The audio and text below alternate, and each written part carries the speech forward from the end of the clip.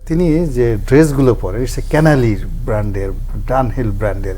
আওয়ামী লীগের একজন সাধারণ সম্পাদক হিসেবে যে বক্তব্য দিয়েছেন, এটা তার অনেক দুঃসাহস বলেন, সৎ সাহস বলেন, এটি একটা রেকর্ড হয়ে থাকবে।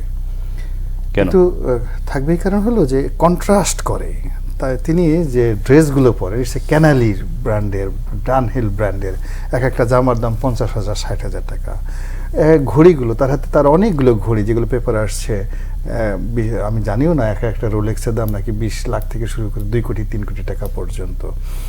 তো স্বয়ং কাদের ভাই সম্পর্কে ধরনের পেপার পত্রিকায় আসছে।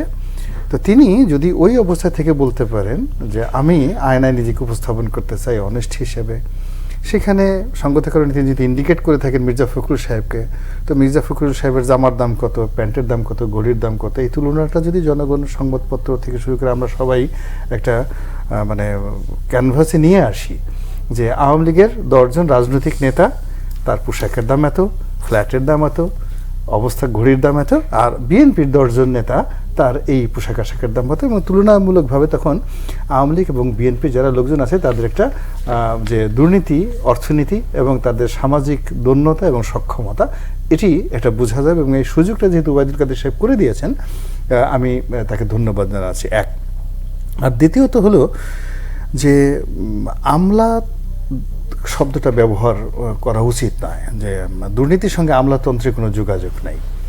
অর্থাৎ আমলাতন্ত্র রাষ্ট্রের একটা অবিচ্ছেদ্য অঙ্গ, এখন সেটা মিলিটারি ব্যুরোক্রেসি হোক বা সিভিল ব্যুরোক্রেসি হোক। কিন্তু এই সিভিল ব্যুরোক্রেসি বা মিলিটারি ব্যুরোক্রেসির একজন লোক যখনই দুর্নীতি করে তিনি আর তখন আমলা থাকেন না, তিনি হয়ে যান দুর্নীতিবাজ।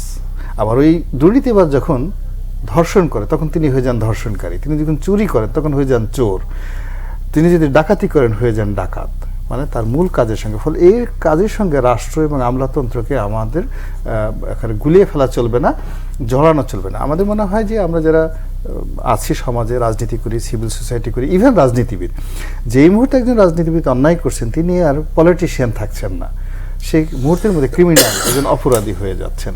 তো এই জায়গাগুলোকে আলাদা করতে হবে, এবং আলাদা করতে পারলেই কিন্তু আজকের যে একটা ফ্রাস্ট্রেশন চলছে পুরো সমাজের মধ্যে, যে যখনই আপনি পুলিশ বাহিনীকে টার্গেট মানে করা হচ্ছে, বা একজন বেনজির, একজন আসাদের নাম যখন আসছে, সঙ্গে সঙ্গে সেটা পুলিশ সার্ভিস অ্যাসোসিয়েশন সেটা নিয়ে নিচ্ছে, কিংবা মতিউরের বিষয়টা যখন আসছে তখন সঙ্গে সঙ্গে সেটা কাস্টমস অ্যাসোসিয়েশন নিয়ে নিচ্ছে। এই জিনিসগুলো আলটিমেটলি আমাদের সমাজে নানা রকম সমস্যা সৃষ্টি করছে।